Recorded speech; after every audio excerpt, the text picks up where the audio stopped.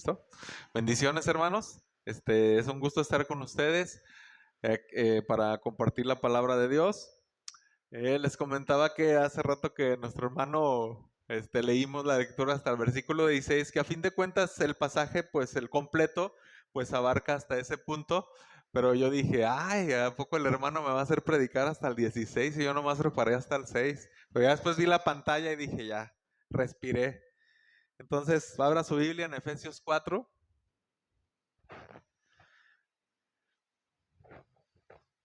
Si está muy recio, le avisan al hermano para que le pueda bajar poquito. Efesios 4, vamos a iniciar este capítulo. Ya se han recorrido 3 capítulos, estamos exactamente a la mitad de esta epístola, o de este libro, como se le llaman.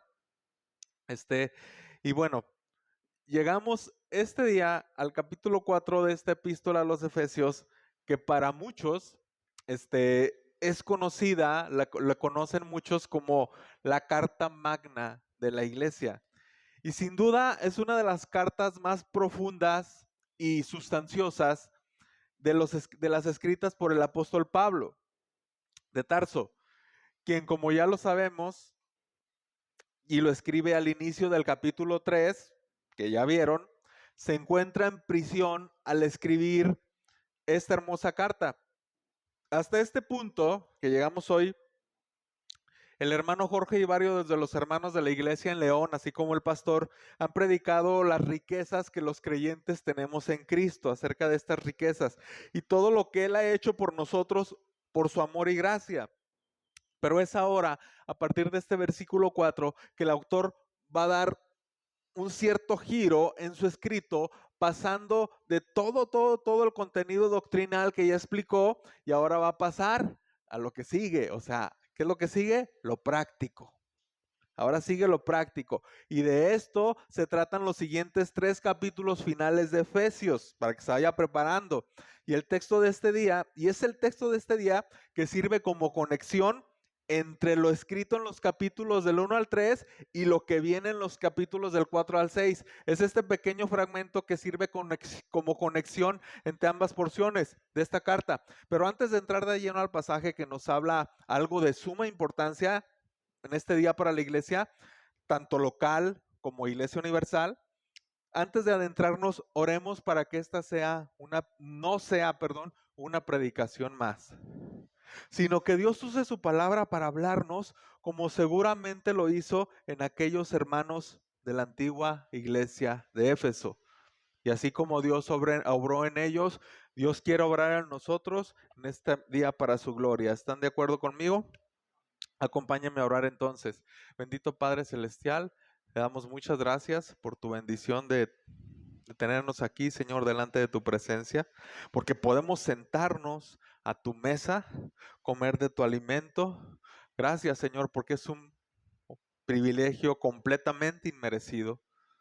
Gracias, solo por ti, Señor Jesús, que nos tienes aquí, Señor. Un día más, un domingo más, empezando una semana más en tu presencia, con tu favor, con tu gracia, con estos hermanos, Señor, que te adoran también.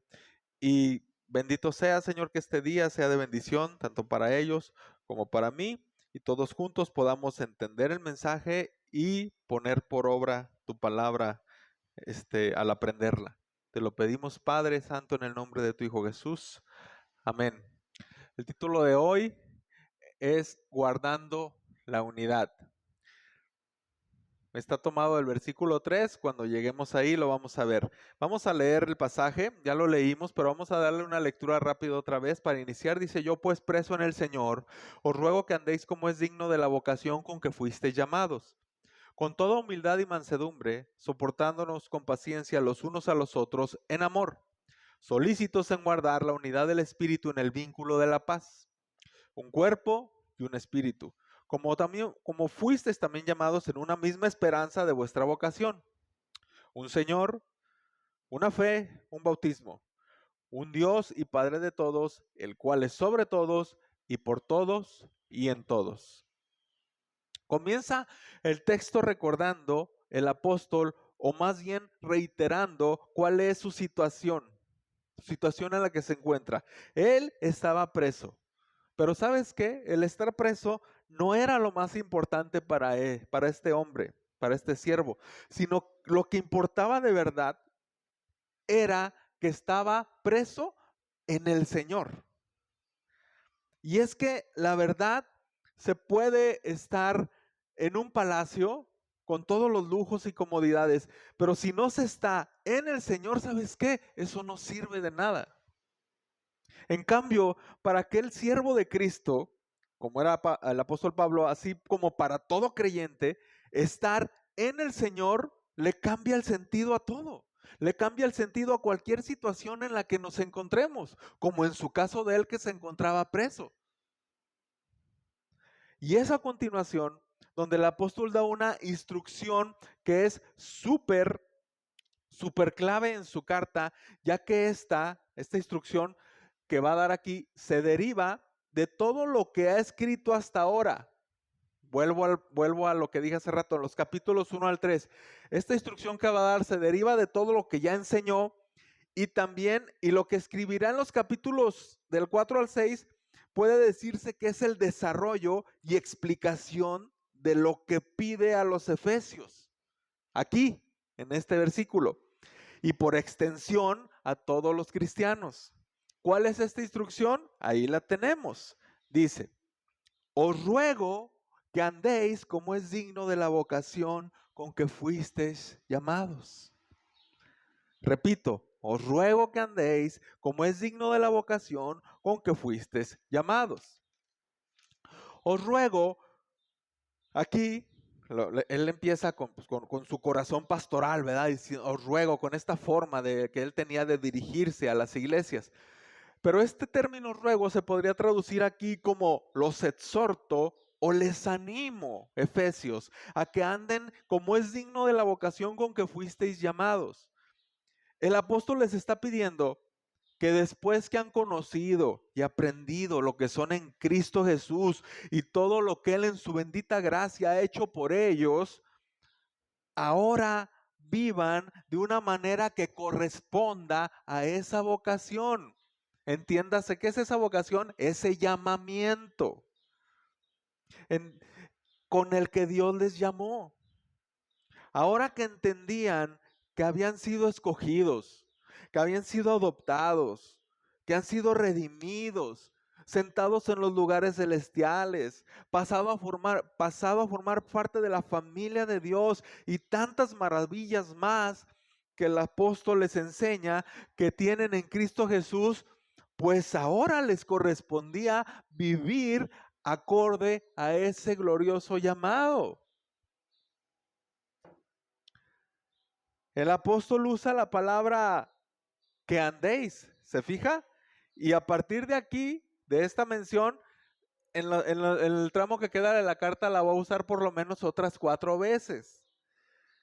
O sea que esto de andar es un caminar, un andar cotidiano para los llamados. Caminar dignamente como hijos de luz que ellos eran, hermanos. Y aplicado a la actualidad, en términos simples, esto implica vivir como lo que somos como creyentes. Y yo les pregunto, ¿qué somos? ¿Qué somos? Somos cristianos, ¿no? Bueno, obviamente somos creyentes, pero ¿creyentes en quién? Creyentes en Cristo, entonces somos cristianos. Pues entonces vivamos como cristianos. Y ya no hay más. A menos que alguno que escuche aquí no lo sea, Dios quiera llamarte a su salvación, pero me estoy adelantando un poco a las aplicaciones. Así es de que continuemos mejor con lo que el apóstol describe a continuación, después de decir, andar como es digno de la vocación en Cristo. Y antes de pasar al siguiente punto, no sé cuántos han visto las películas del Soldado Ryan, Rescatando al Soldado Ryan, muy famosa, de las primeras que grabó Tom Hanks. Aquí donde un grupo pues un escuadrón va a rescatar un soldado allá en la Segunda Guerra Mundial. Y fíjate que bueno, en esta misión tuvieron que morir varios por rescatar a este soldado. Y al final de la película, el capitán del ejército le dice al soldado, espero que vivas de una manera que justifique el sacrificio que se ha hecho por ti, porque hubo vidas que pagaron.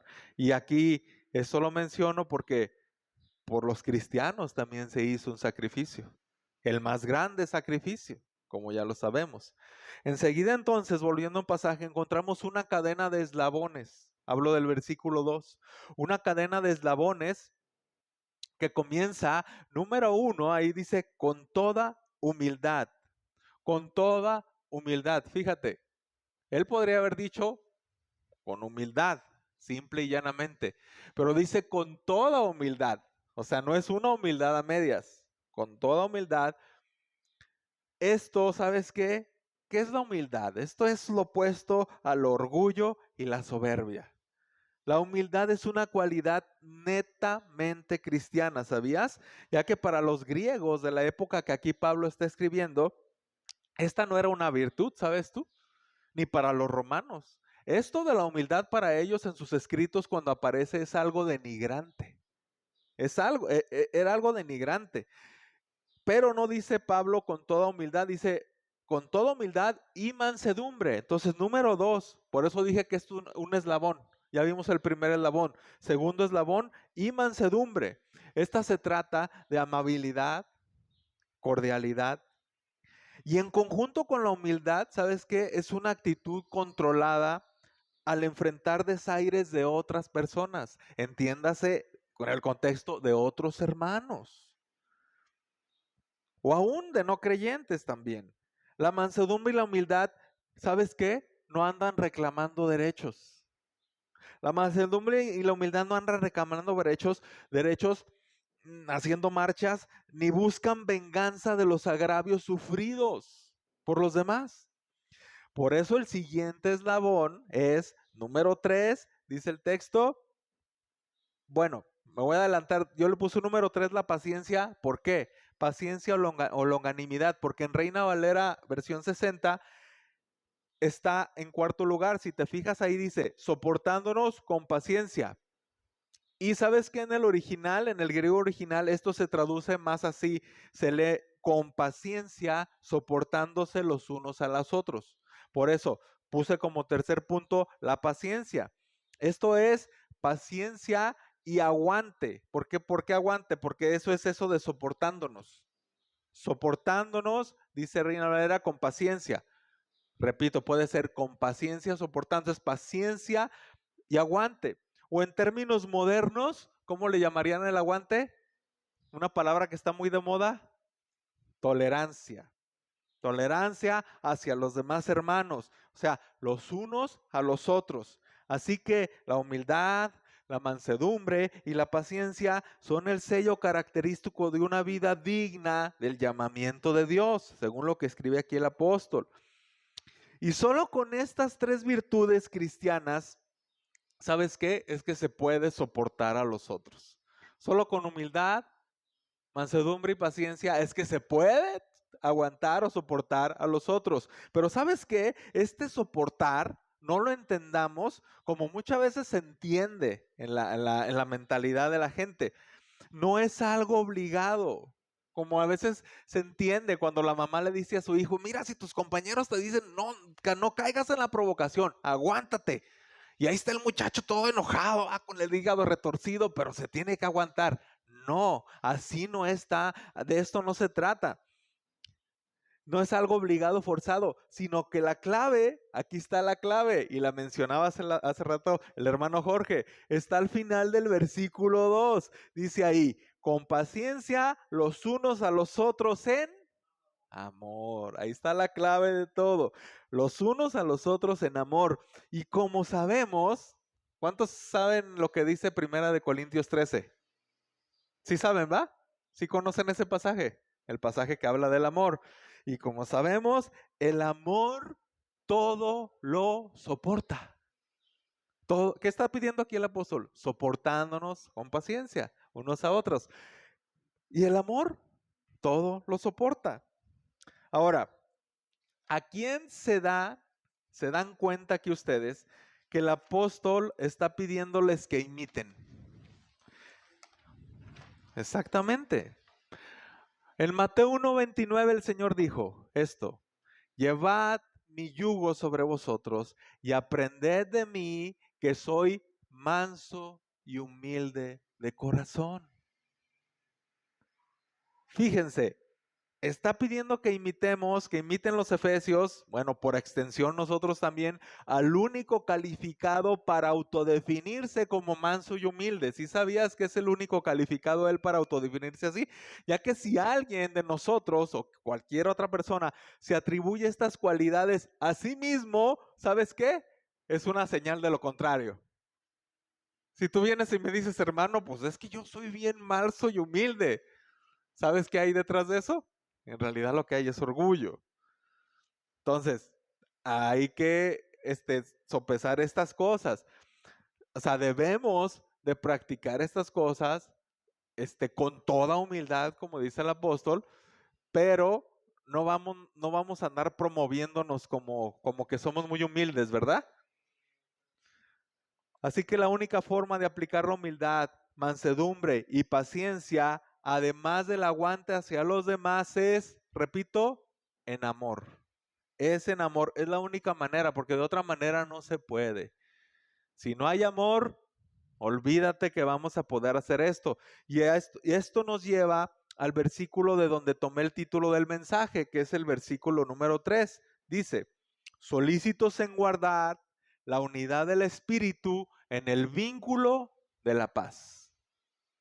Por eso le puse guardando la unidad. Voy a leer este mismo texto, el versículo 3, en la traducción Nueva Biblia de las Américas, donde ahí se traduce de esta forma, dice, esforzándose por preservar la unidad del espíritu en el vínculo de la paz.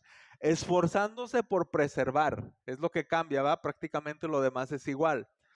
O sea, solícitos es esforzándose en el original. ¿Sabes qué? Esto en el original es un mandato fuerte.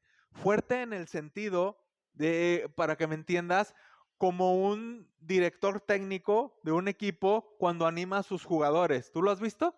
De algún equipo, no sé, de soccer, de fútbol americano, a veces los graban, ¿va? Cuando está el director técnico y ánimo, muchachos, órale, adelante, adelante, y los está animando, va, con ímpetu. A eso me refiero que es una instrucción con ímpetu.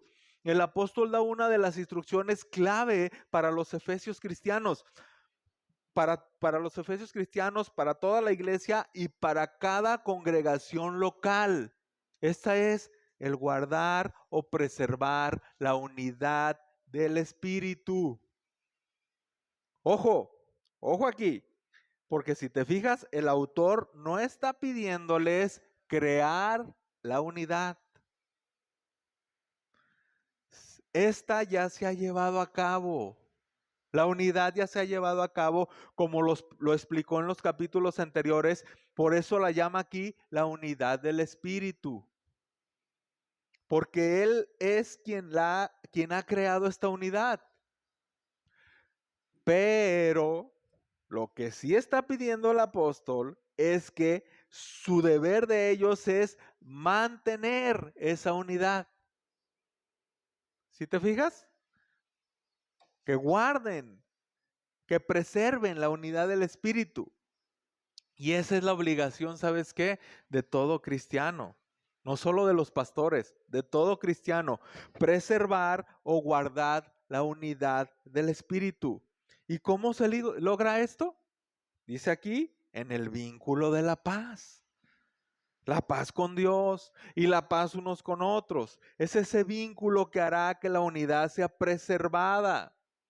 Dijo el Señor en el sermón de la montaña, bienaventurados los pacificadores, enseñó Jesús, o sea, los que hacen la paz. Y haciendo la paz es como se guarda la unidad espiritual. Pero ahora el apóstol pasa a decirles cuáles son las bases de esa unidad, que ya existe, pero que deben esforzarse por mantener. Y en un espacio de 3 versículos repetirá 7 veces un término derivado de la palabra unidad. Para que veamos la importancia en este pasaje, digo, ya no nos puede quedar más claro que el pasaje de esta mañana se trata netamente de la unidad. Pero veamos cada uno con calma. Vamos a leer el versículo 4. Dice, un cuerpo y un espíritu, como fuisteis también llamados en una misma esperanza de vuestra vocación. Un cuerpo. Esta es la iglesia, el cuerpo de Cristo, unido entre sí por cada miembro y de la cual Cristo es la cabeza. Dice aquí, y un espíritu, el mismo que produce la unidad que menciona el versículo 3 como la unidad del espíritu. El que mora en cada cristiano, dice la Biblia que somos templos del Espíritu Santo, y habita asimismo en el edificio espiritual que es la iglesia. Dice aquí también que una misma esperanza a la que los cristianos han sido llamados, la esperanza de gloria que es Cristo, la esperanza de su regreso en la que vivían los primeros cristianos y en la que debemos vivir también los actuales. Pero en especial esa esperanza de la vida eterna que ganó por nosotros y prometió nuestro Señor Jesucristo, quien dijo a sus discípulos en Juan 14:2, en la casa de mi Padre muchas moradas hay. Voy pues a preparar lugar para vosotros. Así que esta esperanza une a los creyentes que han sido unidos en el Espíritu y forman parte de un solo cuerpo. Esta esperanza también nos une. Pero no solo es eso, no es esto el fundamento de la unidad cristiana, ¿sabes? Después de esta triada que vemos en el versículo 4, encontramos otra triada en el versículo 5, donde el apóstol sigue diciendo, un Señor, una fe, un bautismo. Los cristianos están unidos al vivir bajo el señorío de un único Señor y Salvador. ¿Quién es? Jesucristo.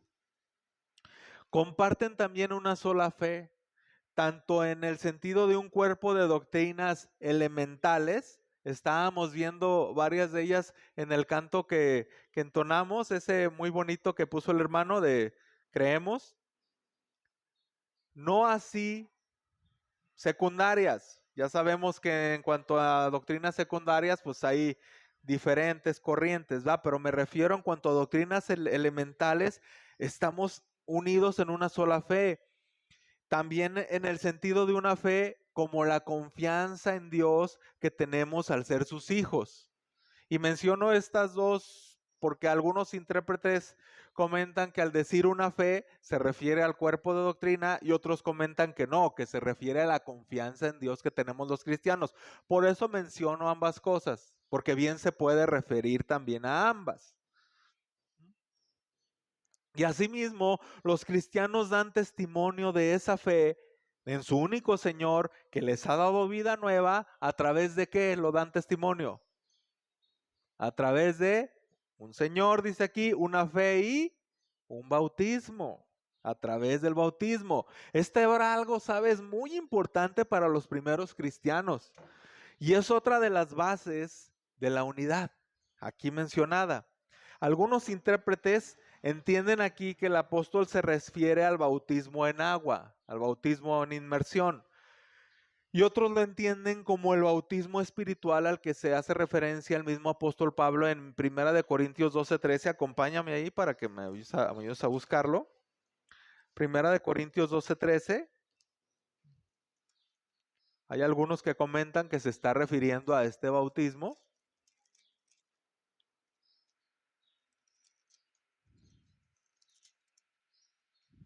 ¿Ya estás ahí? Ok, dice aquí, porque por un solo espíritu fuimos todos bautizados en un cuerpo, sean judíos o griegos, sean esclavos o libres, y a todos se nos dio a beber de un mismo espíritu. Si te fijas, aquí no está hablando del bautismo en agua, está hablando de un bautismo en el espíritu, en el cual todos los creyentes han sido bautizados. Considero que puede tratarse, como en el caso anterior, de uno o de otro, o aún de ambos. Lo cierto es que ya llevamos 6 pilares sobre los que descansa o se sostiene la unidad que los efesios y cada cristiano debe preservar. Ya llevamos 6 pilares. Y en el versículo 6, como si fuera el cimiento de esos pilares, el apóstol completa su argumento escribiendo lo que termina de dar cohesión a esa unidad. Y para algunos no es casualidad que el escritor, siendo un judío cristiano, un judío que para ellos el número 7 tenía una importancia como plenitud. Entonces completa esto con el versículo 6 de Efesios 4, donde dice, un Dios y Padre de todos, el cual es sobre todos y por todos y en todos. Si te diste cuenta, y también se estuvo cantando hace un rato, en estos 3 últimos versículos se encuentra la Trinidad. ¿Sí te fijas? En el Espíritu Santo mencionado en el versículo 4, en el versículo 5, el Señor Jesús, o sea, el Hijo, y en el versículo 6, le puse aquí el 7, no, en el 6, el Dios y Padre. La Reina Valera Antigua, este versículo 6 lo traduce así, dice, un Dios y Padre de todos, el cual es sobre todas las cosas y por todas las cosas y en todos vosotros. Me gustó. Y una traducción moderna lo traduce de esta otra forma, dice, solo un Dios que es Padre de todos, que todo lo domina, por medio de todos actúa y en todos vive. Este es nuestro Dios y Padre. Así es que los creyentes de aquel tiempo y de toda la historia cristiana, de casi 2000 años, de más de 2000 años, les une un mismo cuerpo, una esperanza misma, una sola fe, así como un bautismo que testifica de esa fe. Y sobre todo les une, o mejor dicho, nos une un mismo espíritu, un Señor Jesucristo y un Dios y Padre, soberano sobre todos, omnipotente por todos y omnipresente en todos. Estos 3 son en realidad, ¿sabes qué? Uno solo, en perfecta unidad, inquebrantable, indivisible, sin la mínima división. Así es que la unidad, así mismo es como la unidad del Padre, el Hijo, el Espíritu. Así es la unidad que la iglesia debe procurar. En su última oración pública, en Juan capítulo 17, el Señor Jesús, búscalo si quieres, vamos a buscarlo. Más bien sí búscalo, porque si no lo anoté, lo vamos a buscar juntos. Ya no se usa que os busquen los textos, ¿verdad? El predicador ya trae todo en su tabletita, pero bueno, ahora les tocó un predicador a la antigüita. Versículo 17, versículo 20 y 21 de capítulo 17, le dice Jesús al Padre, mas no ruego solamente por estos, sino también por los que han de creer en mí por la palabra de ellos. ¿A quiénes se está extendiendo? A todos los cristianos, ¿verdad? Para que todos sean uno, como tú, oh Padre, en mí y yo en ti, que también ellos sean uno en nosotros, para que el mundo crea que tú me enviaste. Para que todos sean uno, le dice al Padre. Y fíjate el versículo 23 lo que dice, yo en ellos y tú en mí, para que sean, ¿qué dice ahí? Perfectos en unidad, para que el mundo conozca otra vez que tú me enviaste y que los has amado a ellos como también a mí me has amado. Para que sean perfectos en unidad. Y es a través de esa unidad que el mundo, ¿te fijaste que lo repito 2 veces? Creerá y conocerá al unigénito Hijo de Dios enviado del Padre. Es a través de esa unidad. Me acordé porque hace unas semanas hablando por teléfono con el hermano Jorge, él me comentaba que la importancia que tenía de que los cristianos se reúnan para la gente de afuera. Y yo en ese momento dije, bueno, pues ¿qué tanto importa la gente de afuera? Pero aquí cuando leí esto, cuando leí el Señor, que la unidad de nosotros los creyentes es para que el mundo crea, ahí me hizo clic. Me hizo clic esto. Entonces, el Señor intercedió aquel día para que fuésemos uno, aquel día que oró esto.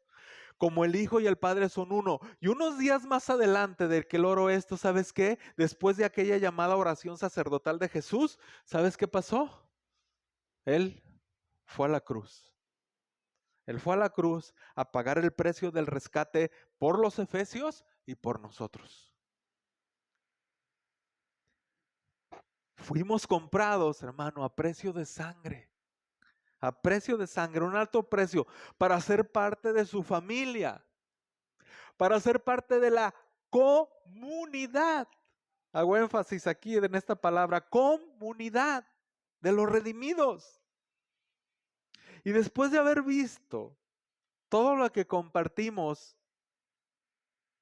que ya aquí escribió el apóstol, todo lo que compartimos en esta unidad, yo me pregunto y le pregunto a usted, ¿habrá alguna diferencia potencial? ¿Existirá alguna diferencia potencial que sea mayor que todo lo que nos une? Un cuerpo, un espíritu, una esperanza, una fe, un Señor, un bautismo, un Dios y Padre. ¡Wow! Después de entender todo esto, ¿en realidad habrá una diferencia potencial que sea mayor que esto para dividirnos? Ojo, que no estoy diciendo, ni tampoco el apóstol enseña, que vamos a opinar exactamente igual en todo. No se trata de esto. Y que en todo estaremos totalmente de acuerdo, porque eso se llamaría uniformidad. Eso no se llama unidad, eso se llama uniformidad, ¿no? Y somos llamados a la unidad, ¿sabes? Aún en medio de la vasta diversidad que hay en el pueblo de Dios. Aún en medio de esa diversidad somos llamados a la unidad que hay en el cuerpo de Cristo.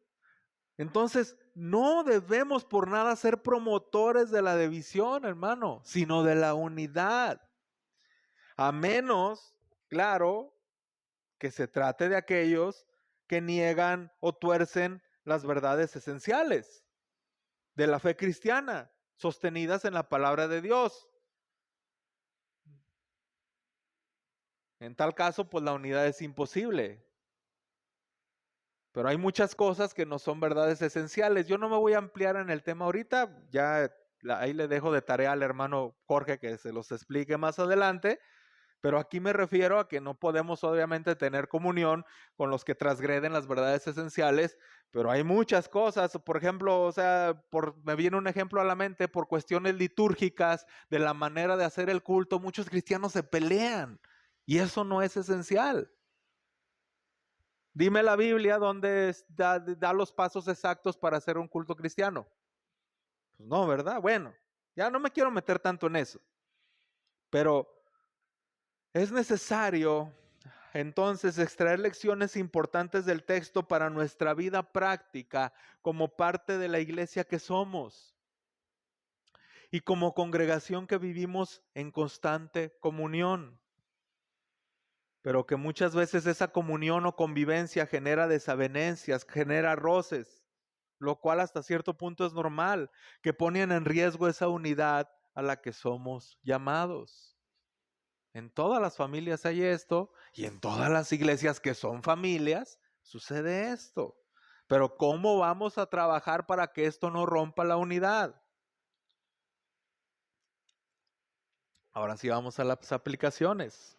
Número 1. ¿Será mucho pedir de parte de Dios para nosotros que vivamos de una forma digna del bendito y santo llamamiento que hemos recibido?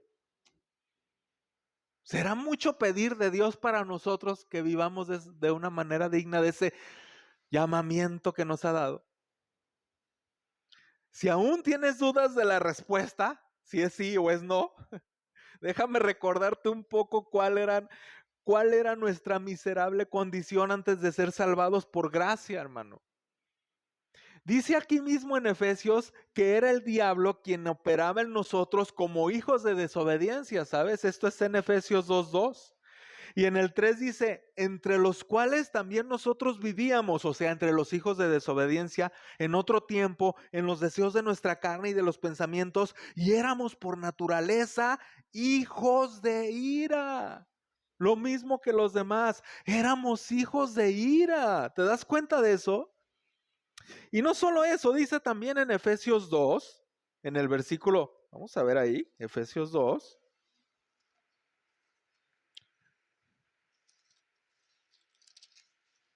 Me acompaña, por favor, versículos 12 y 13. Fíjate lo que dice aquí. En aquel tiempo estabais sin Cristo, ajenos de la ciudadanía de Israel, alejados de la ciudadanía de Israel y ajenos a los pactos de la promesa. ¿Sin qué? Sin esperanza y sin Dios en el mundo. Pero glorioso, versículo 13, ve lo que dice, pero ahora en Cristo Jesús, vosotros que en otro tiempo estabais lejos, habéis sido hechos cercanos por la sangre de Cristo. Puedes dimensionar, hermano, puedes dimensionar la abismal diferencia que hay entre nuestra condición sin Cristo al estar ahora en Cristo. Entonces, lo que nos corresponde ahora es simplemente andar como hijos de Dios. No se nos pide más de lo que debe ser. Andar como hijos de Dios, viviendo cada día para la gloria de Dios. Y vivir para la gloria de Dios muchas veces lo reducimos a los cultos, a las reuniones. No, hermano. Te voy a recomendar un librito, ahorita me acordé, un librito del pastor John Piper que se llama No desperdicies tu vida. Es uno de los mejores libros que he leído. Lo leí 2 veces, de tanto que me gustó. Te lo voy a recomendar si tienes chance para que tú ahí puedas entender cómo puedes vivir para la gloria de Dios en todo lo que hacemos. Hermano, ¿puedo irme a pasear para la gloria de Dios? Claro. Puedes, hasta tu esparcimiento puede ser para la gloria de Dios. Dice la Biblia que todo lo que hagamos, sea que comamos o que bebamos. Pero bueno, ya estoy sacando una prédica de otra prédica, ¿va? No. Sigamos. Número 2. Número 2. Debemos ser proactivos en nuestro deber de mantener la unidad en la iglesia. Tanto en este grupo o comunidad de hermanos y hermanas, como en nuestra fraternidad con gente de otras iglesias. La mayoría conocemos y tenemos contacto con gente de otras iglesias, o a veces algunos hasta ocasiones nos invitan y vamos y convivimos. Si hay algo que se le puede, ¿sabes qué? Si hay algo que se le puede y con justa razón reprochar al movimiento evangélico actual y de años pasados también, es la tremenda falta de unidad que existe.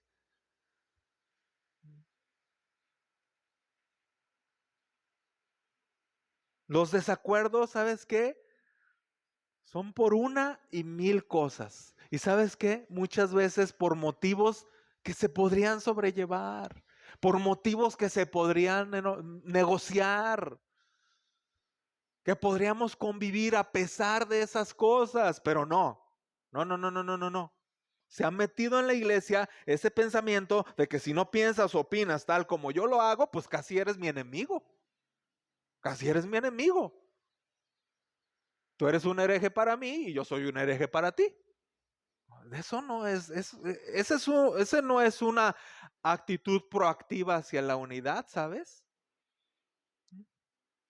Y esto está muy metido, ¿sabes? Bueno, no puedo apagar el micrófono, pero ¿sabes que una de las cosas que más reprochan los católicos a los protestantes, qué es? Eso. Tú ve y predícale a un católico que conoce, un católico conocedor.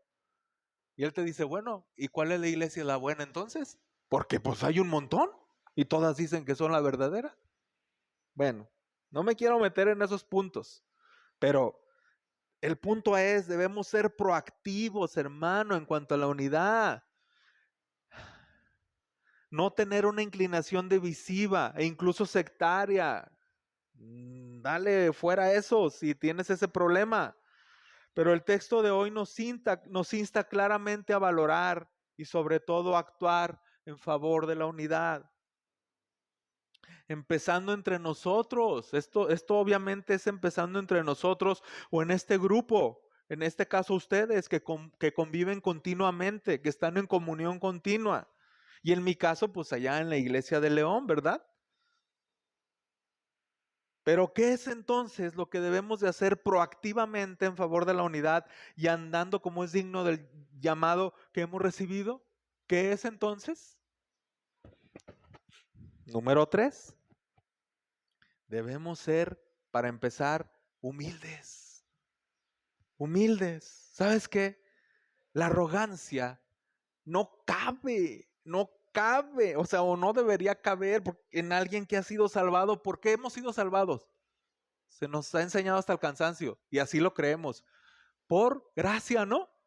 Por gracia. ¿Qué tenemos que nos haya sido dado para poder levantarnos el cuello? ¿Qué tenemos que nos haya sido dado? ¿Qué somos que no sea por la bendita misericordia de nuestro Dios? Solo dime. ¿Sabes qué dice en otro lugar del Nuevo Testamento, yéndonos más allá? Que no tengamos más alto concepto de nosotros mismos, sino que veamos a los demás como superiores a nosotros. Esto es humildad, hermano.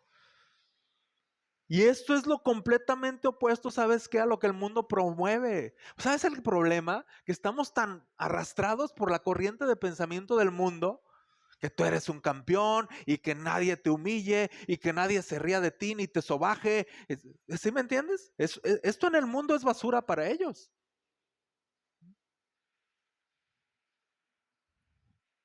Pero la humildad es una cualidad, lo repito como lo dije al principio, netamente cristiana, un sello distintivo del cristiano. Es como el sello de la casa, así que fuera el orgullo y fuera el alto concepto de nosotros y bajo de los demás. Andemos en humildad como Cristo nos enseñó. Aprended de mí que dijo que soy manso y humilde de corazón. Número 4. La mansedumbre, esta es prima hermana de la humildad. Casi que no podemos tener una sin la otra, la verdad. Es difícil. O sea, no es muy complicado poder tener una sin la otra. Dios nos llama a ser mansos con los demás y esto abonará la unidad entre nosotros. Entre cristianos no debería haber eso de, pues yo soy de mecha corta, hermano, ¿eh? O sea, como que conmigo ándese con cuidado, porque yo soy de mecha corta, ¿eh? Y el que me busca me encuentra. Entre cristianos no debería haber eso, sino que hemos de ser como esos, voy a poner una analogía, como esos caballos de carreras. ¿Por qué caballos de carreras? Ellos, o sea, son unas bestias fuertes, grandes. Imagínate cuánta fuerza tiene un caballo de esos. Pero que ellos van, ¿sabes qué? Controlados por un jinete.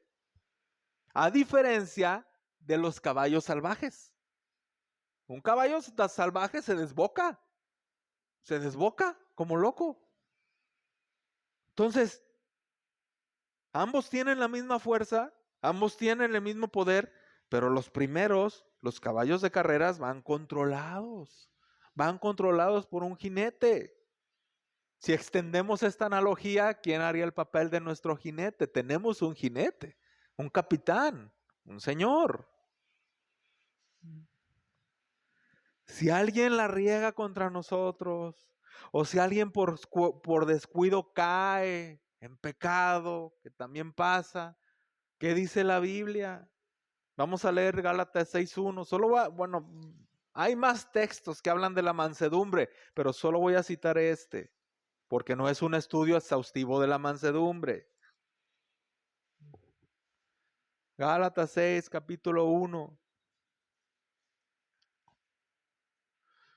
Dice, hermanos, si alguno fuere sorprendido en alguna falta, vosotros que sois espirituales, restauradle con espíritu ¿de qué? De mansedumbre, considerándote a ti mismo, no sea que tú también seas tentado. Hermano, ahorita está de moda y más con las redes sociales, pues hacer leña del árbol caído. Y si alguien se equivocó, no, pues tírale y exhíbelo y saca el video y saca la foto y públicala y súbele al YouTube y que todos vean cómo es ese hermano, para que se le quite. ¿Qué dice aquí? Considérate a ti mismo. Restauradle con espíritu de mansedumbre. Y esto va de la mano con el siguiente y último punto, número 5. Seamos pacientes. Como Cristo es muy paciente con nosotros, como Cristo ha sido muy paciente con nosotros, o alguien me lo puede negar. ¿Hay alguien aquí que nunca se equivoca? ¿Hay alguien aquí que todo lo hace bien y nunca se equivoca? Digo, porque yo no. Yo no soy ese, digo. No van a decir que yo no me equivoco. Entonces, si Dios es paciente con nosotros, seamos pacientes y soportemos en amor las fallas de los demás hacia nosotros. ¿Por qué nos cuesta, hermanos? ¿Por qué nos cuesta tanto sufrir el agravio? ¿Por qué nos cuesta tanto trabajo sufrir el agravio? Vuelvo al punto, no vivamos con esa mentalidad del mundo, de esas cosas como, pues a mí el que me la hace, ¿qué? Me la paga. ¿No dice así la gente? Y no adoptamos a veces esa mentalidad. No. La falta de humildad, la falta de mansedumbre, la falta de paciencia en los cristianos, el no soportarse los unos a nosotros, ¿sabes qué está provocando? Está acabando hoy con muchas iglesias. Tristemente, que nunca jamás sea el caso con nosotros. Vimos también que el vínculo entre hermanos pues es la paz. Y sabes que en Colosenses, que es una carta que tiene muchas semejanzas a Efesios, dice que el amor es el vínculo perfecto. Es el vínculo perfecto. Sin amor es prácticamente imposible soportar, ser pacientes y humildes con los demás.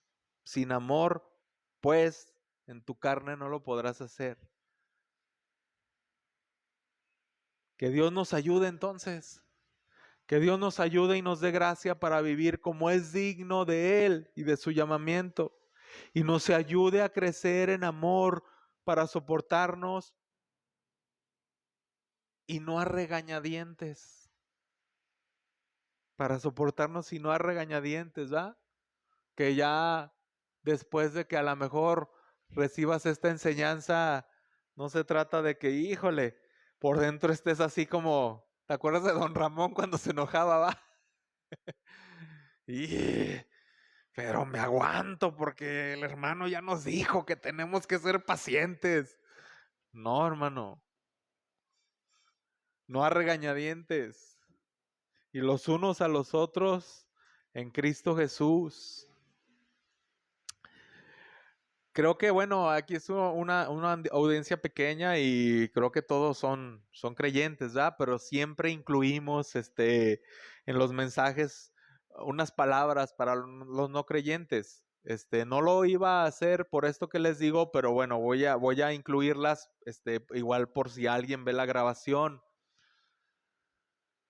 Si tú que escuchas esto, o que ves esto, o incluso si tal vez estás aquí presente y en realidad no has nacido de nuevo, no has creído con todo tu corazón en Jesús como tu Señor y Salvador, del que hemos estado hablando hoy, pues entonces seguramente puedes estar pensando que varias cosas de las que se hablaron hoy, pues con qué se comen, ¿va?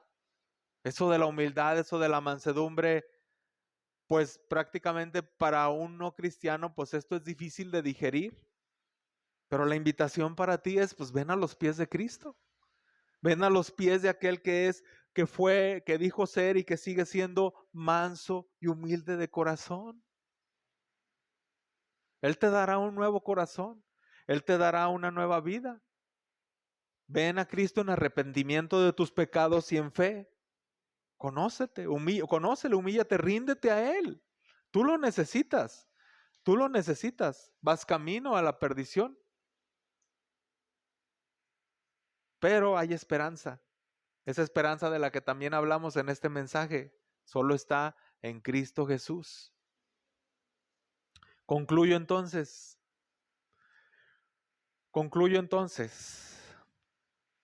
El pasaje de hoy nos muestra todo lo que nos une.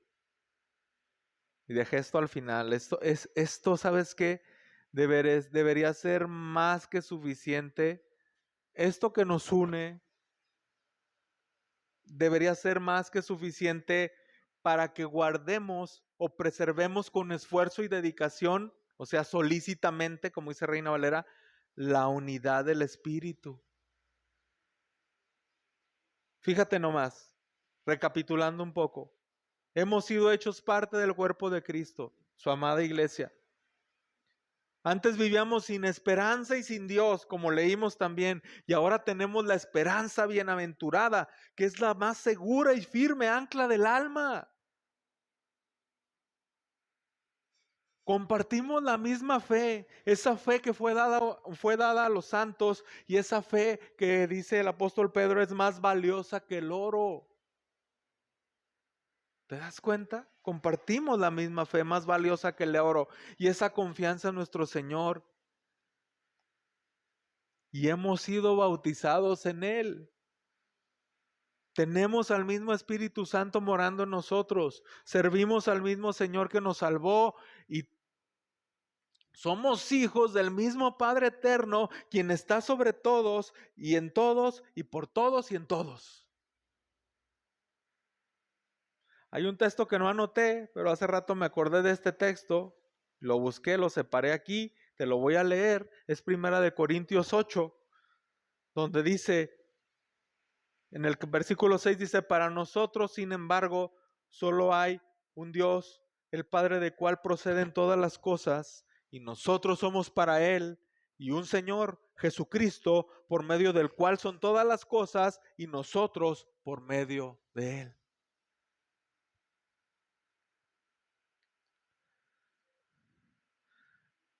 ¿No es mucho más? ¿Podría causar diferencias entre nosotros? ¿No es mucho más valioso? Cristo Jesús nos amó, nos salvó y nos trajo a su familia, la familia del Padre, para permanecer unidos a Él, unidos con Él, manteniéndonos unidos a su iglesia. Así es como permanecemos unidos a Él, manteniéndonos unidos a su iglesia. Entonces, que no sea el orgullo, que no sea el chisme, que no sea la detracción, que no sean las disputas, las intrigas, las rivalidades, el espíritu de competencia y tantas otras cosas del diablo y de la carne que nos dividan.